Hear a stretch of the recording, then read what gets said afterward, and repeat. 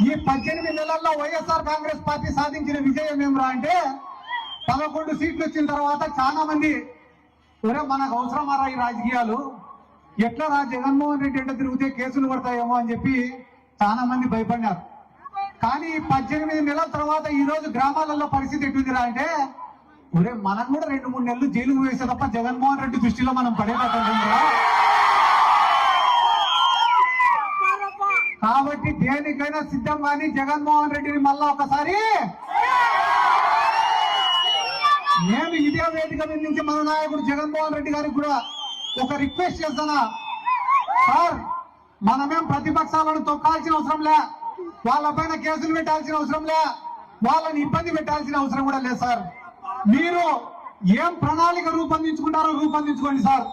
ఒక 10 సంవత్సరాలు మన గవర్నమెంట్ ఉండేలాగా చూడండి సార్.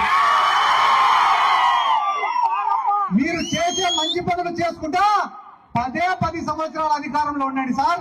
మీరు అనుకుంటా అంటే ఈ ప్రతిపక్షాలన్నీ కూడా ఫామ్ హౌస్ లకు పరిమితం అవుతాయని చెప్పి ఈ సందర్భంగా నేను తెలియజేసుకుంటూ